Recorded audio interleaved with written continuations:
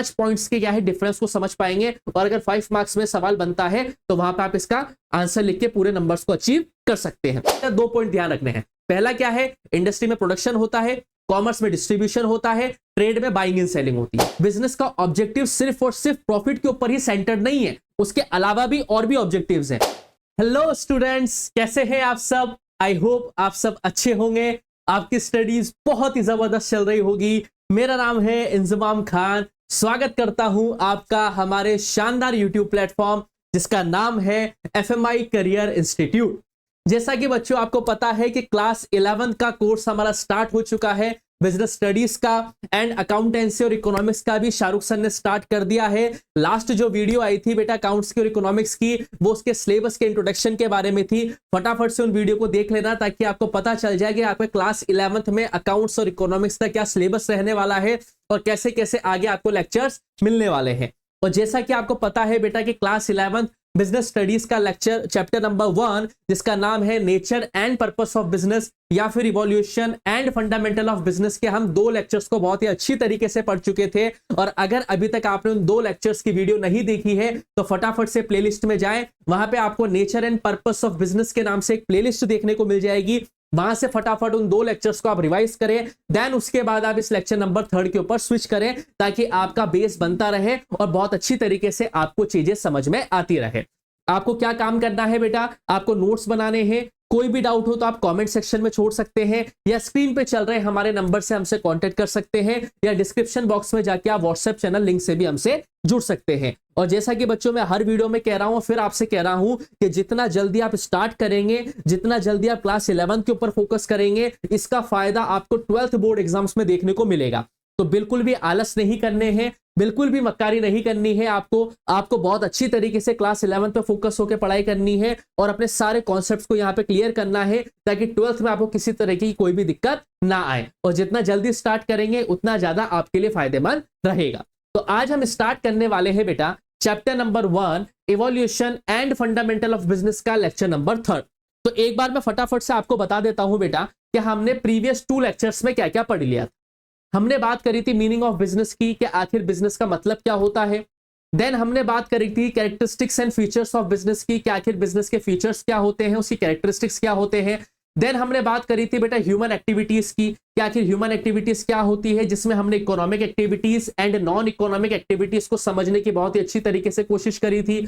और last lecture में हमने समझा था बेटा क्लासिफिकेशन ऑफ बिजनेस एक्टिविटीज, इसको भी हमने बहुत ही अच्छी तरीके से समझने की कोशिश करी थी। आज हम हमारा कारवा जो है वो इससे आगे लेके जाएंगे।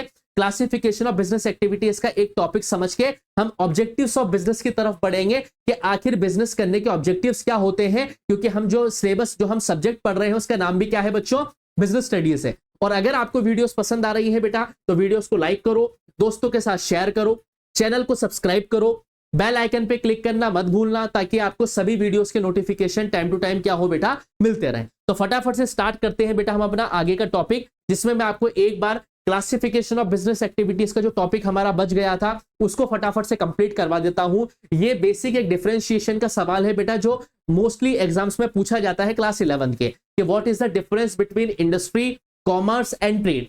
हालांकि ये चीजें मैं आपको प्रीवियस लेक्चर में बता चुका हूं, लेकिन ये जो चार्ट है ये टेबल फॉर्म में आपको देखने को मिल जाएगा, जिसमें आप इंडस्ट्री, कॉमर्स और ट्रेड के बीच में 5 पॉइंट्स के क्या है डिफरेंस को समझ पाएंगे। और अगर 5 मार्क्स में सवाल बनता है तो वहां पे आप इसका आंसर लिख के पूरे नंबर्स को अचीव कर सकते हैं। तो पहला पॉइंट हम देखते हैं बेटा इंडस्ट्री का। इंडस्ट्री में क्या हो रहा है देखिए बेटा, फर्स्ट पॉइंट देखिए बेटा, ये वाला फर्स्ट पॉइंट फोकस कीजिए, ये वाला production of goods and services. Industry में क्या होता है, प्रोडक्शन होता है गुड्स एंड सर्विसेज का, यानी कि गुड्स एंड सर्विसेज को प्रोड्यूस किया जाता है।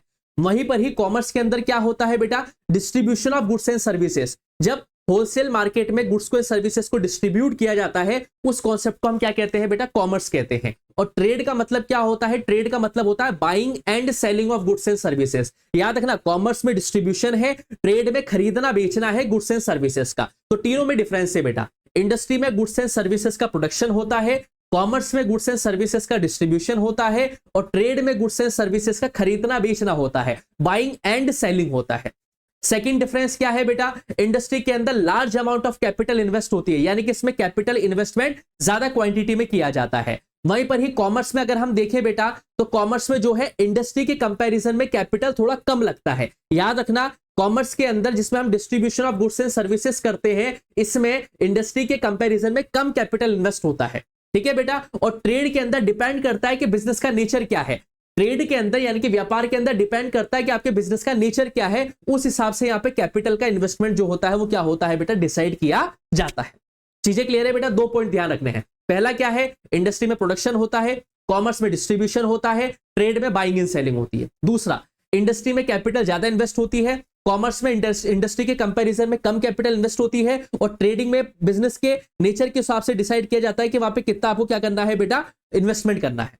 थर्ड पॉइंट क्या है बेटा, इंडस्ट्री के अंदर जो रिस्क होता है बेटा वो बहुत ज्यादा होता है, क्योंकि यहाँ पे आप गुड्स एंड सर्विसेज का प्रोडक्शन कर रहे हैं। मान के चलिए किसी ऐसे गुड्स का अगर आप प्रोडक्शन करते हैं, उसके बाद कोई नया गुड्स मार्केट में आ जाता है, तो जाहिर सी बात है आपने जो गुड्स का प्रोडक्शन किया वो किसी भी काम का नहीं रह जाएगा। तो यहाँ पे क्या हो जाएगा बेटा, रिस्क बहुत ज्यादा देखने को मिलेगा। वहीं पर ही कॉमर्स में क्या होता है बेटा, कॉमर्स में जो होता है रिस्क थोड़ा सा कम होता है, और व्यापार के अंदर तो रिस्क बिल्कुल ना के बराबर होता है। होता तो ट्रेडिंग के अंदर भी है, लेकिन वहां पे रिस्क जो है वो ना के बराबर होता है।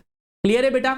इंडस्ट्री के अंदर प्राइमरी, सेकेंडरी और सर्विस इंडस्ट्रीज आ जाती है, जैसा कि हमने प्रीवियस क्लास में पढ़ा था कि इंडस्ट्री में प्राइमरी इंडस्ट्री आती है और सेकेंडरी इंडस्ट्री आती है और सर्विस इंडस्ट्री आती है। कॉमर्स के अंदर क्या पढ़ा था बेटा हमने? कॉमर्स के अंदर हमने पढ़ा था बेटा trade and auxiliaries to trade.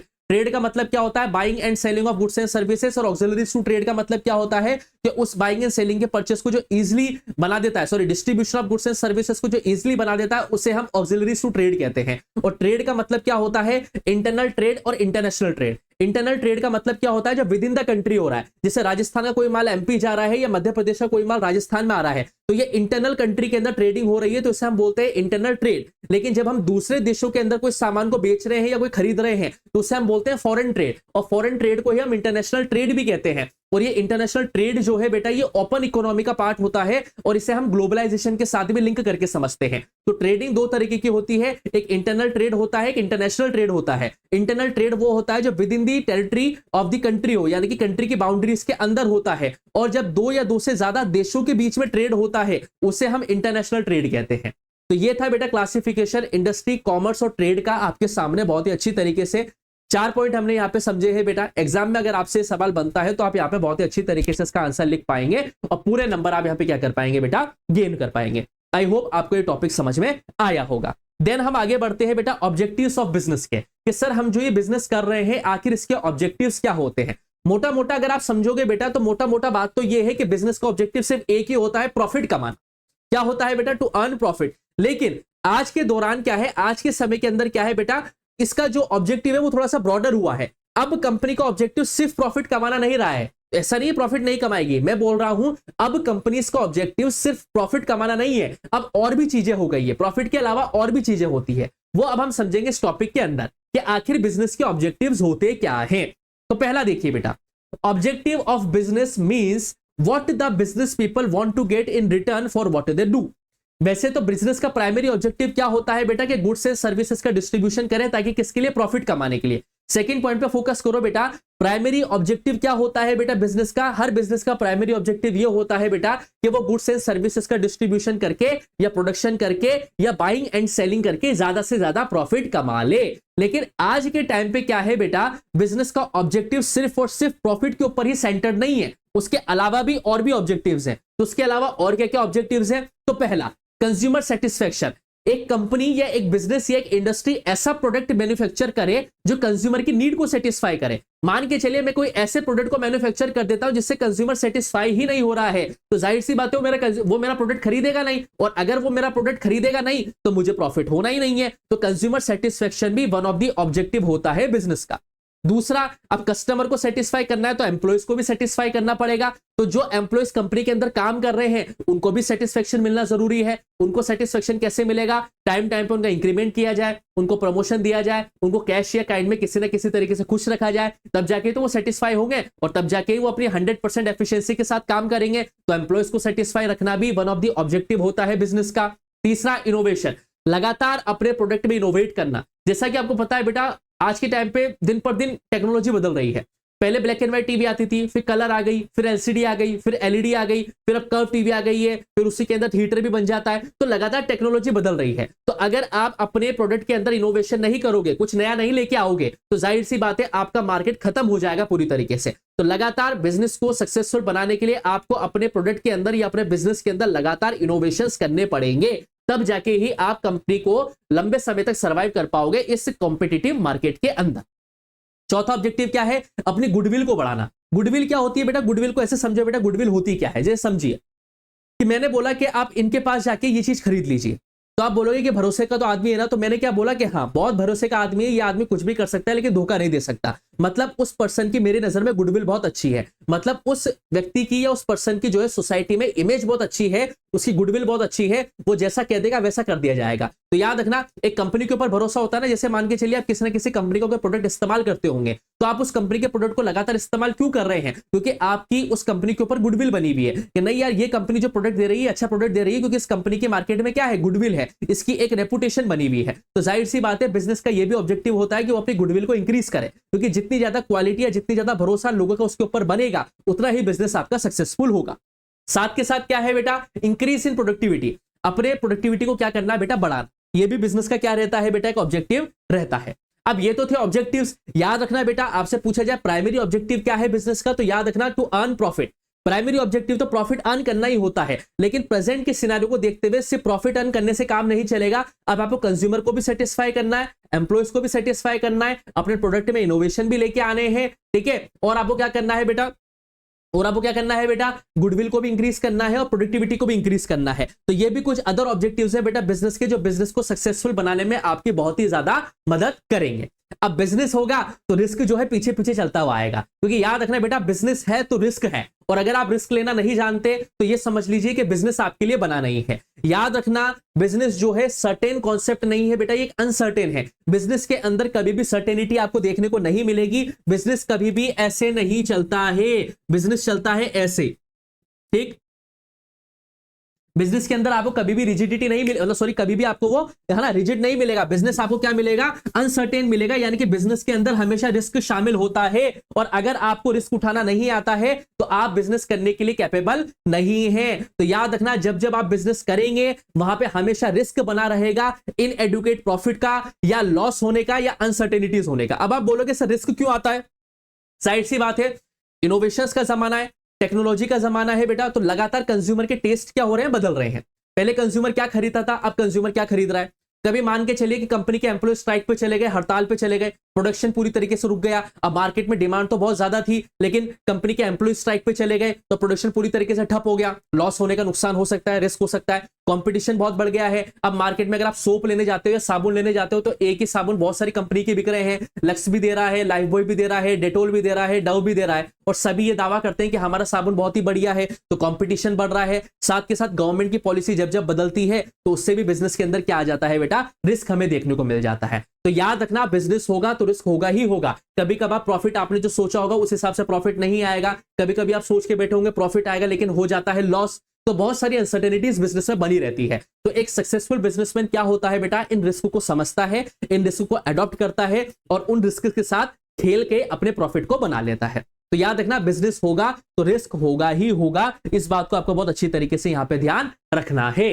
अब नेचर क्या होता है बिजनेस रिस्क का, कि किस किस तरीके के बिजनेस रिस्क आपको देखने को मिल जाते हैं। तो पहला पॉइंट, कभी कभी आपको अनसर्टेनिटीज देखने को मिलती है बेटा बिजनेस के अंदर। बिजनेस के अंदर जब जब अनसर्टेनिटी आ जाएगी तो जाहिर सी बात है रिस्क हमें देखने को मिलेगा। बिजनेस के अंदर रिस्क जो है बेटा बहुत ही एसेंशियल पार्ट है। मैं फिर कह रहा हूं बिजनेस होगा तो रिस्क होगा ही होगा।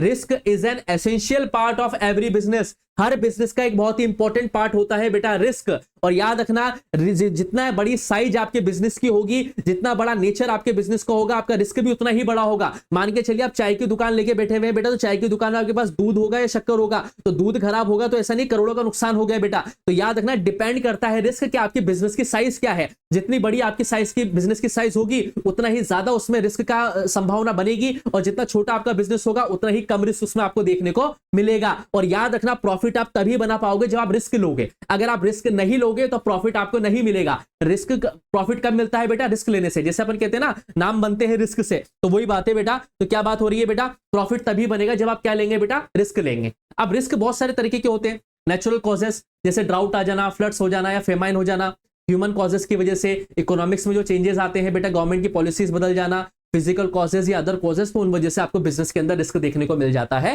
हालांकि हम आगे इनको डिटेल में पढ़ेंगे बेटा कि नेचुरल कॉजेस क्या होते हैं, ह्यूमन कॉजेस क्या होते हैं, इकोनॉमिक कॉजेस क्या होते हैं, किन किन तरीके से बिजनेस के अंदर हमें रिस्क देखने को मिलता है, वो हम अभी आगे और भी अच्छी तरीके से समझ लेंगे। तो अब आप पूछोगे कि सर किसी बिजनेस को सेटअप करने के लिए आपको क्या क्या चीजें ध्यान में रखनी चाहिए। तो factors to be considered while starting a business, क्या क्या फैक्टर्स आपको ध्यान में रखने चाहिए जब आप एक बिजनेस स्टार्ट करने वाले हैं। सबसे पहला, selecting the line of business, आपको अपने बिजनेस की लाइन को सेलेक्ट करना है कि आपको कौन सी तरीके का काम करना है।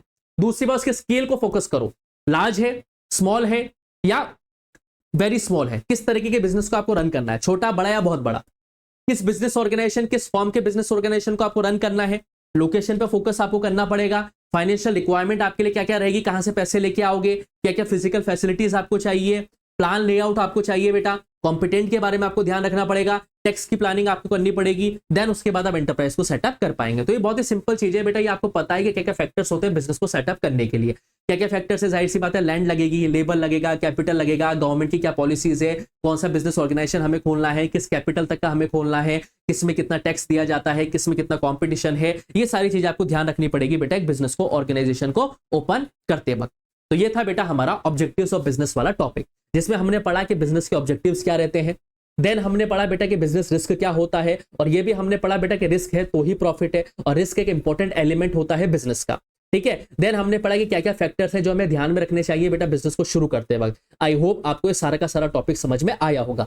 फिर भी कोई दिक्कत आ जाती है बेटा तो स्क्रीन पे चल रहे नंबर पे हमसे कांटेक्ट कर लेना। वीडियोस को लाइक करो बेटा, दोस्तों के साथ शेयर करो, चैनल को सब्सक्राइब करो। क्लास 11 का पूरा सिलेबस आपको यहाँ पे कंप्लीट करवाया जाएगा, चाहे वो अकाउंटेंसी हो, चाहे वो इकोनॉमिक्स हो, चाहे वो बिजनेस स्टडीज हो। आपको बस अच्छी तरीके से पढ़ना है, अपने नोट्स को बनाना है, और कोई भी डाउट हो तो कमेंट सेक्शन में आप छोड़ देना बेटा, और वीडियोस को लाइक जरूर करें और दोस्तों के साथ शेयर को जरूर करें। अब हम आगे टॉपिक पढ़ते हैं हमारा history of commerce in India, कि आखिर कॉमर्स की हिस्ट्री क्या है इंडिया के अंदर। कॉमर्स जैसा कि हमने पढ़ा बेटा, कॉमर्स क्या होता है, distribution of goods and services. हालांकि यहां से सवाल रेयरली आता है, लेकिन आपको कॉमर्स की हिस्ट्री पता होनी चाहिए बेटा कि जो distribution of goods and services है ना बेटा, ये आज से नहीं चल रहा है, ये हिस्ट्री में बहुत लंबे टाइम से चल रहा है। अगर मैं आपको बताऊं बेटा तो Indus valley civilisation, class 10th में अगर आपने सिविलाइजेशन, 10th में तो नहीं पढ़ी होगी आपने, क्लास 6th में आपने पढ़ी होगी सिविलाइजेशन के बारे में, सभ्यताओं के बारे में। इंडस वैली सिविलाइजेशन होती है, कालीबंगा है, लोथल है, रोपड़ है, पीलीबंगा है, ये सब सिविलाइजेशन है बेटा। तो ऐसा माना जाता है कि बेटा जो ये अपने को ये देखने को मिलती है बेटा, एक सेकंड बेटा, है ना,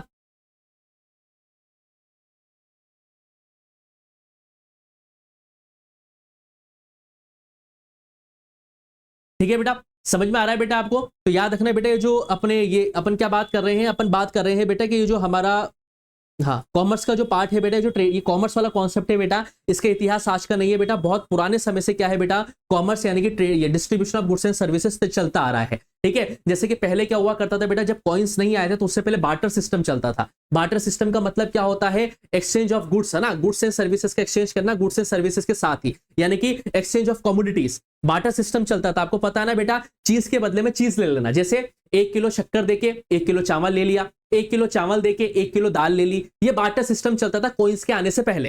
ठीक है, राजा महाराजा भी क्या किया करते थे बेटा, टैक्स लगाया करते थे। भाई जिस तरीके से आज हमारा देश कैसे चलता है, टैक्स के पैसों से ही चलता है, तो पुराने जो राजा महाराजा रहा करते थे बेटा, वो भी टैक्स लगाया करते थे बेटा गुड्स एंड सर्विसेज के ऊपर, क्योंकि उनको भी देश चलाना है। तो कॉमर्स की जो इतिहास है बेटा वो बहुत ही लंबे समय तक रहा है। बार्टर सिस्टम चलता था बेटा, बार्टर सिस्टम में हम क्या करते थे बेटा, एक्सचेंज बिटवीन कमोडिटीज, एक कमोडिटी के बदले में दूसरी कमोडिटी को खरीदा या बेचा जाता था। लेकिन उसमें एक समस्या थी, उसमें प्रॉब्लम क्या थी बेटा, आप क्लास 10th में पढ़ के आए हैं, डबल कोइंसिडेंस ऑफ बॉन्ड्स। आप पढ़ के आए हैं बेटा इकोनॉमिक्स के अंदर, डबल कोइंसिडेंस ऑफ बॉन्ड्स आप पढ़ के आए हैं। यानी कि बार्टर सिस्टम में एक दिक्कत क्या थी, डबल कोइंसिडेंस ऑफ बॉन्ड्स, यानी कि जो चीज मैं लेना चाह रहा हूं या जो चीज मैं बेचना चाह रहा हूं, सामने वाले के पास वो अवेलेबल भी होनी चाहिए। फॉर एग्जाम्पल, इसको एग्जाम्पल से समझो, डबल कोइंसिडेंस ऑफ बॉन्ड्स होता क्या है, एक्स एक पर्सन है, वाई एक पर्सन है बेटा। अब एक्स के पास क्या है बेटा, 1 kg शुगर है, क्या है बेटा, 1 kg शुगर है, और ये चाहता है क्या बेटा, राइस। ये क्या चाहता है कि इस 1 kg शुगर को देखिए क्या ले ले बेटा, 1 kg राइस ले ले।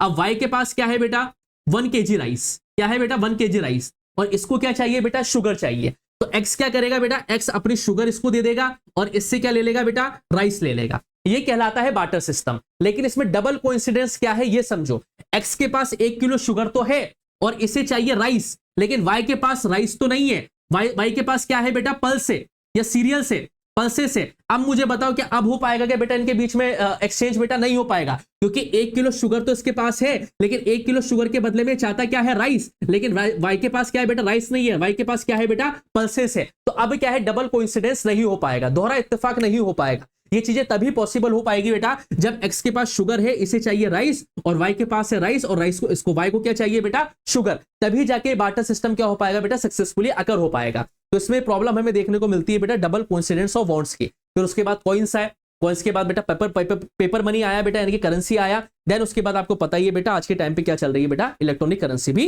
चल रही है। क्लियर है बेटा? तो ये था बेटा कुछ history of commerce in India. I hope आपको ये सारा का सारा टॉपिक समझ में आया होगा। क्लियर है बेटा आप लोगों को? तो ये था बेटा हमारा टॉपिक आज का, objectives of business and history of commerce in India. I hope आपको ये दोनों के दोनों टॉपिक बहुत ही अच्छी तरीके से समझ में आए होंगे।